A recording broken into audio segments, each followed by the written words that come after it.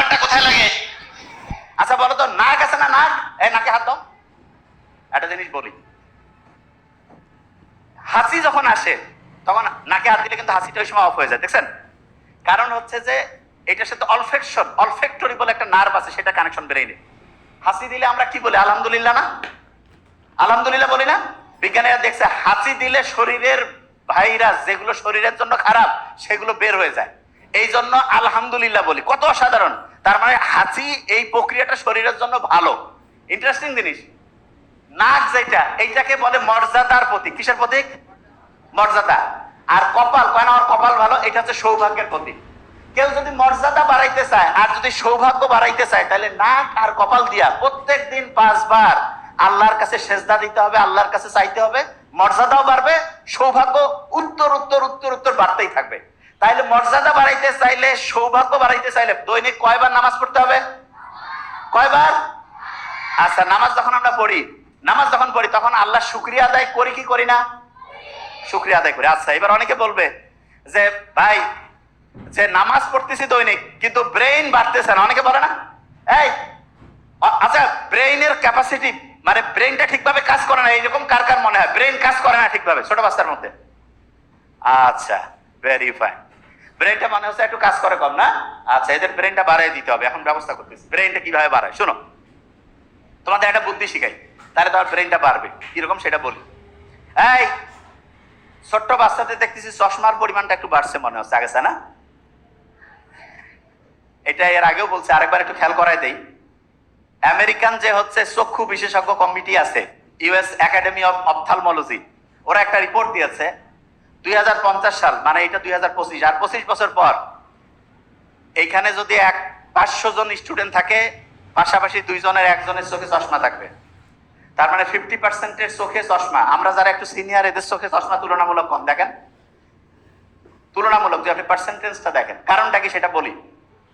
এবং আমরা যখন ওই বয়সে ছিলাম চশমা আরো কম ছিল। এটা কেন হইলো সেটা বলি। ছোট্ট শিশুদের চোখের যে ক্যাপাসিটি, এটার চোখের এই যে দেখার জন্য একটা পেশি আছে, তা সেইটা ঠিকভাবে কাজ করার জন্য সূর্যের আলো লাগে।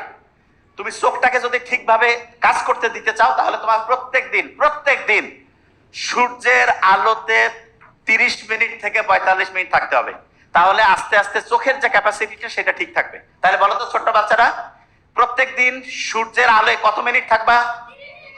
দেখছেন কত স্ট্রং? 30 থেকে 45 মিনিট। আচ্ছা, যে জায়গায় ছিলাম, ব্রেইনের পাওয়ারটা কিভাবে বাড়াবে সেটা বলি, শোনেন।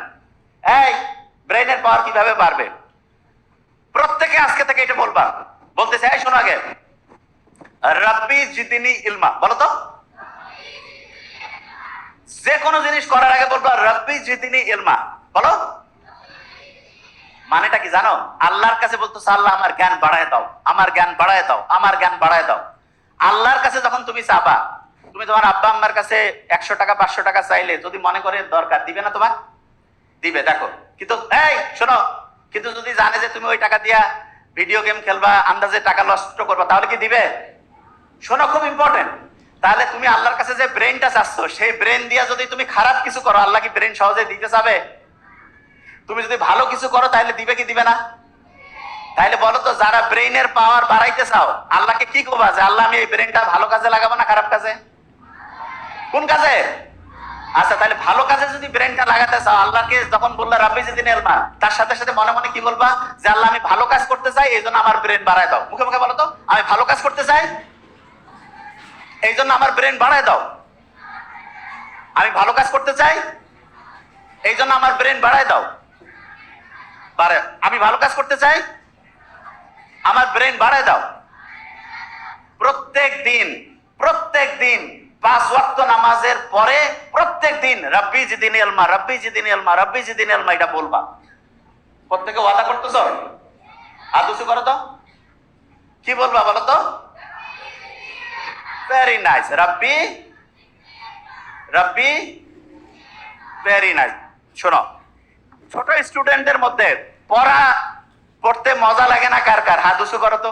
পড়তে মজা লাগে না?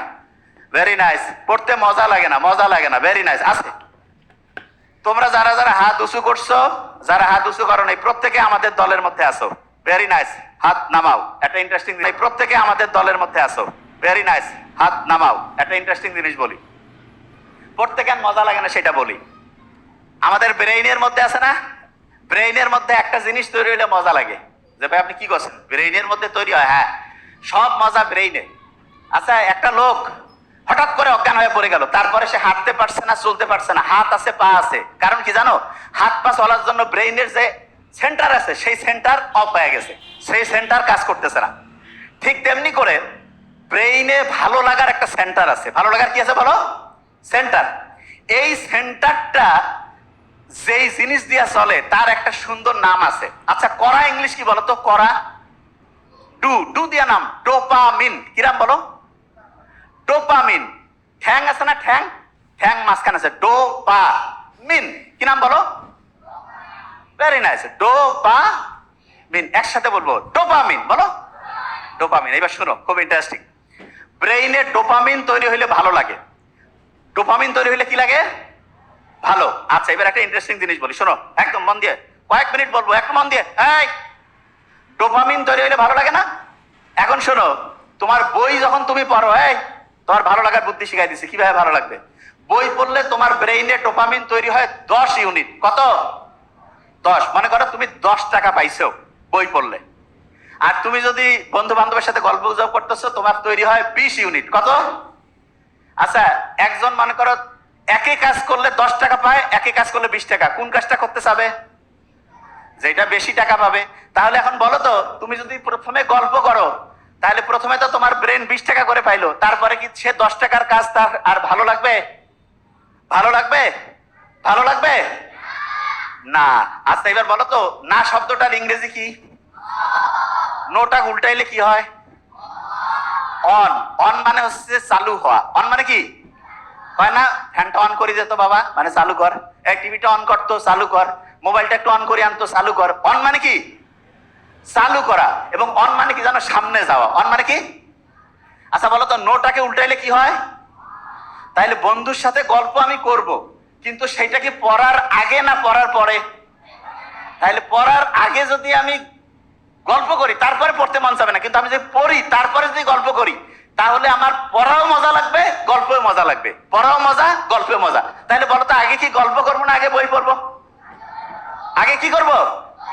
আচ্ছা, তাহলে এবার একটা দেখি, স্টুডেন্ট হেভি ব্রিলিয়ান্ট, মারাত্মক ফিউচার বাংলাদেশের অদ্ভুত সুন্দর। কারণ সত্যি কথা, মনটা তো চাঙ্গা হইলো। সারা দেশের স্টুডেন্ট যদি এইরকম হয়, আমেরিকা ইংল্যান্ড একদিকে, আমাদের বাংলাদেশ আরেক দিকে থাকবে। বিশ্বাস করো, সত্যি কথা বলছি। মারাত্মক অ্যাক্টিভ স্টুডেন্ট। এবং এই ছোট্ট বাচ্চাদের যে অ্যাক্টিভিটি, আমি তো ইউনিভার্সিটিতে যে বক্তব্য দেই, ওদের গ্রুপ একদিকে থাকলে এদের সাথে পাবে না, নিশ্চিত। সুপারহিট গ্রুপ, অসাধারণ। মানে আমি যেটা দেখতেছি, এই স্টুডেন্টরা, এদের যে অ্যাক্টিভিটি দেখো কি অসাধারণ। একটা জিনিস দেখো, পড়ার ক্ষেত্রে প্রথমে বন্ধুর সাথে গল্প করব নাকি আগে পড়বো? পড়বো, তারপরে